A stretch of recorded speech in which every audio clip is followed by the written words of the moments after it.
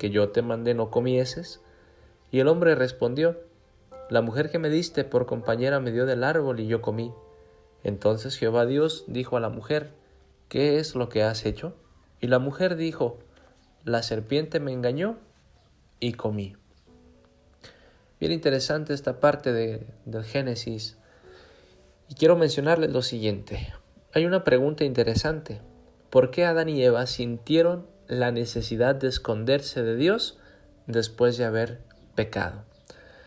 Bueno, en primer lugar, tenemos que tener en cuenta que todo pecado practicado es consciente. Aunque la serpiente engañó a Eva, la persuadió, hasta cierto punto la llevó a convencerse de que el árbol era bueno y de que desobedecer a Dios no traería un resultado malo, ella estuvo consciente de todo lo que hizo. Ella estuvo consciente de las decisiones que tomó en ese proceso. Por lo tanto, cada vez que alguien practica el pecado, el ser humano siente inmediatamente y sabe que ha hecho algo incorrecto delante de Dios y contrario a la voluntad de Dios. Por lo tanto, como resultado de nuestra transgresión a la voluntad buena, agradable y perfecta de Dios, llega al hombre algo conocido como el sentimiento de culpabilidad. Este sentimiento es además un remordimiento consciente de que ahora somos enemigos de Dios porque hemos pecado. Esto nos lleva a estar conscientes de que ya no somos limpios, ni tenemos las vestiduras de justicia que Dios nos ha dado en Cristo Jesús, sino que así como Adán y Eva perdieron esas vestiduras de la justicia de Dios, se sintieron desnudos y vulnerables ante la gloria y la presencia de Dios, así también nosotros. Además se añade que se hicieron delantales, lo que significa que intentaron cubrir su pecado con su propia impureza, algo que ya sabíamos que era imposible. Ahora viene una pregunta bien interesante. ¿Dónde estás tú? Hay un libro muy interesante que se llama 20 preguntas que Dios quiere hacerte, y al principio el autor menciona que no somos nosotros quienes debemos cuestionar a Dios, sino que es Dios quien tiene la autoridad para cuestionarnos a nosotros. Y esta pregunta que Dios le hace a Adán, ¿dónde estás tú?, es una pregunta bien amplia y profunda. Esta pregunta es bien interesante y muy amplia en todos los sentidos. Esta pregunta es una pregunta retórica, es decir, que quien hace la pregunta, en este caso Dios, ya sabe la respuesta, pero quiere conocer la respuesta de la persona a quien se le está preguntando, en este caso, de Adán. Dios ya sabe que Adán y Eva ahora están relacionados con el pecado. Sabe que ahora están en un lado donde lo único que merecen es la muerte. Dios sabe que Adán y Eva están ahora en un comportamiento y una actitud de desobediencia, y que han elegido el mal por encima del bien, que han elegido al enemigo de Dios, que a Dios mismo su creador. Dios ya sabe en dónde están física y espiritualmente los primeros seres humanos. Sin embargo, su pregunta está llena de amor, de esperanza y de salvación, porque el propósito de Dios al hacer esta pregunta lleva a las siguientes partes. 1. Dios quiere ver si Adán y Eva son capaces de reconocer su pecado. 2. Dios les está llamando al arrepentimiento con esta pregunta. Quiere ver si van a decidir regresarse de sus malos caminos, si quieren realmente cambiar su decisión. 3. Dios está dispuesto a perdonarlos y limpiar sus pecados. 4. Dios quiere que el hombre ahora decida por él, por Dios, y no más por el mal. Y 5. Dios les da esta oportunidad a los primeros humanos para volver a sus caminos. Sin embargo, tristemente conocemos la respuesta. Ahora bien, ¿dónde estamos tú y yo? ¿Estamos en una relación con el bien o con el mal? ¿Dónde estamos espiritualmente? ¿Estamos en la muerte espiritual o estamos en la vida espiritual? ¿Dónde estamos tú y yo? Analiza esa pregunta, compárala en tu vida, en tu diario vivir, en tu cristianismo, y habla con Dios para que puedas responder de una manera agradable ante Dios. Ahora bien, ¿cómo buscaron Adán y Eva justificar su comportamiento. Ya vimos que no fueron capaces de arrepentirse, de reconocer su pecado, de aprovechar todas estas oportunidades que Dios les dio, y ahora buscan justificarse. Y fíjate bien lo que sucede. Al cometer pecado hay un modus operandi, es decir, hay siempre una misma secuencia, una manera de operar. Y esa la vamos a ir analizando, esa manera de operar. Cuando tú cometes un pecado, siempre va a suceder lo mismo. El modo en que el pecado opera en la conciencia culpable del ser humano es que siempre buscará evadir la responsabilidad. Buscará siempre otro culpable que merezca la muerte en lugar del pecador. Por ello la respuesta de Eva. Fíjense lo que Eva le responde. Sin reconocer su culpa y culpando a alguien más, en este caso a la serpiente. Si bien es cierto, la serpiente tiene que ver con la caída de Eva y es responsable por ello, sin embargo, quien decidió caer en el mal, obedeciéndole a la serpiente, y quien es culpable de su propia decisión, es Eva. Ahora fíjate lo que sucede cuando tú y yo practicamos el pecado. No tenemos ganas de ir a orar. No tenemos ganas de ir a leer la Biblia, nos sentimos hipócritas, nos sentimos sucios, manchados, nos sentimos indignos de abrir la palabra de Dios y escuchar su mensaje. Así opera el pecado en tu vida. Y está allí recordándote, aunque si tú ya te arrepentiste, ya fuiste limpio de pecado, aún así, si tú no te aferras a Dios, va a haber ese sentimiento de culpabilidad. Notemos nuevamente la secuencia.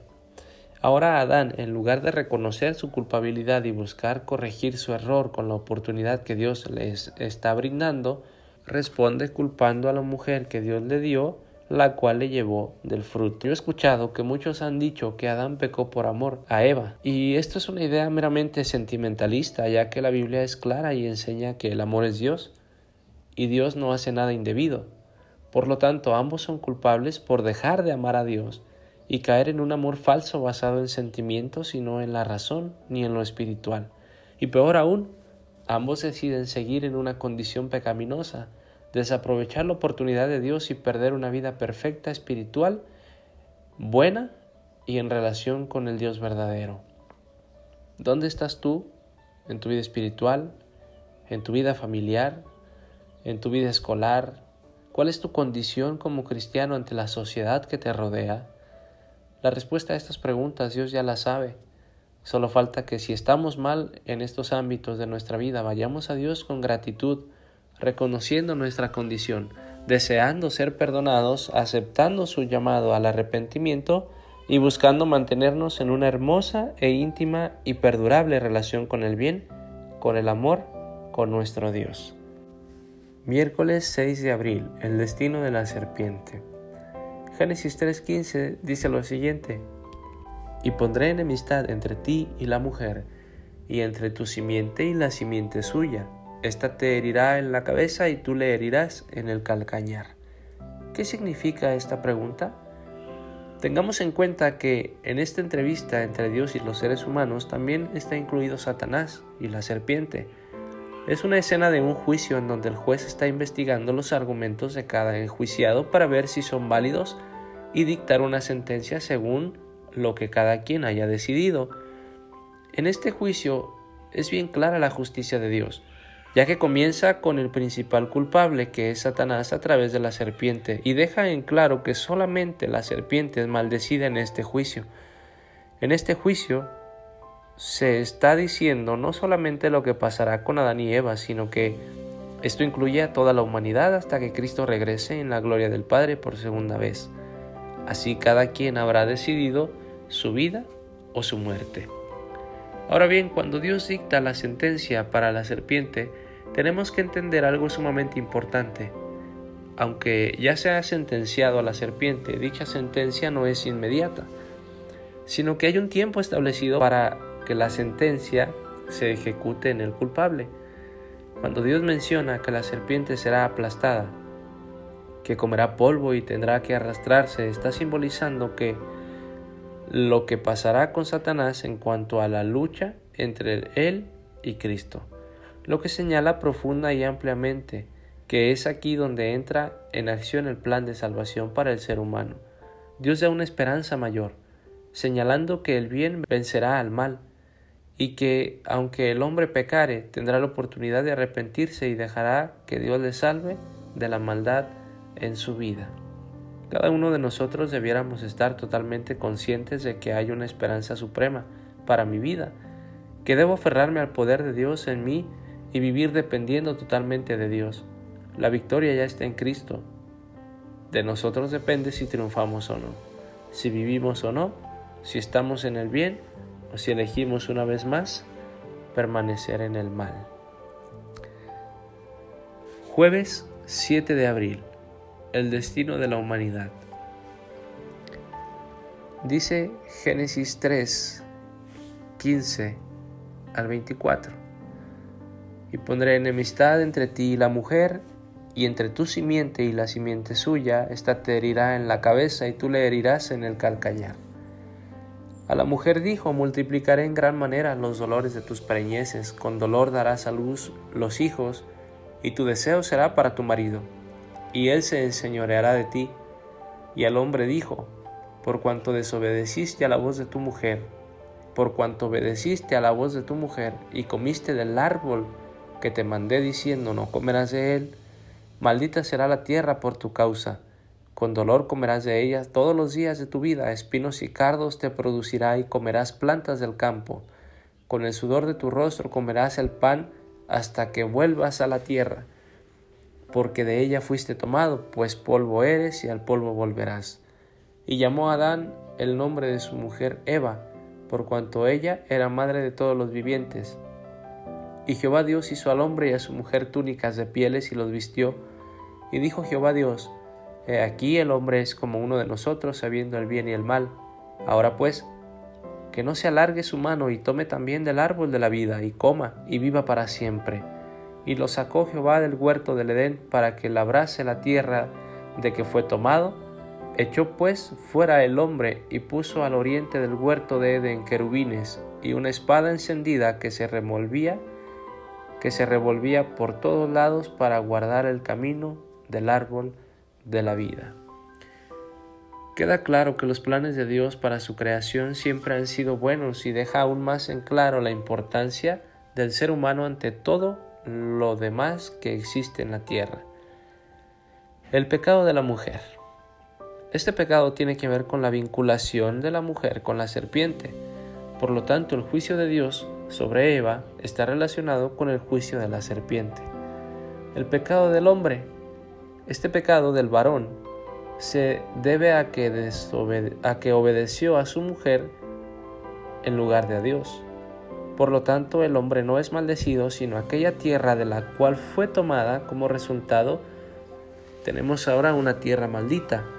El hombre ahora tendrá que trabajar duro y le costará y se cansará, y al final volvería a la tierra de donde había sido tomado, es decir, moriría. Todo lo que está hasta ahora ha sucedido en esta historia no era el plan de Dios para el hombre ni para toda su creación. Sin embargo, así como Satanás, cada ser creado tiene la libertad de decidir qué hacer y qué no hacer. Ahora, el ser humano es conocedor del mal.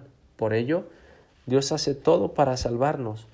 Por ello, aun en medio de todo lo que aconteció en aquel entonces, el hombre recién creado por Dios no perdieron sus esperanzas a pesar de su culpabilidad y desobediencia, a pesar de sus malas decisiones, a pesar de que han pasado 6,000 años y un poquito más de pecado. Todavía tenemos la esperanza, todavía hay un Dios que está dispuesto a salvarnos, a perdonarnos, a limpiarnos y a hacernos parte de su reino. Hoy tú y yo aún tenemos esa esperanza perfecta, amante e impetuosa, que nos llama a la salvación. Decide qué harás hoy con tu vida. Ten en mente que sin Dios nuestra vida pende de un hilo que cada vez está más próximo a romperse. Hoy es el día de tu salvación. ¿Qué esperas para experimentar el poder de Cristo en tu vida? Yo deseo que esta semana podamos descubrir, podamos experimentar podamos confirmar, apropiarnos de la vida de Cristo en nuestra vida y realmente hagamos o permitamos que Dios haga los cambios necesarios en nuestra vida. Deseo que Dios te bendiga grandemente, que puedas disfrutar de estos temas de la lección de escuela sabática, que el sábado puedas participar y que puedas comprender lo maravilloso que es nuestro Dios, a pesar de cuán equivocados y cuán pecaminosos hemos llegado a ser. Que Dios te bendiga, cuídate mucho y nos vemos pronto.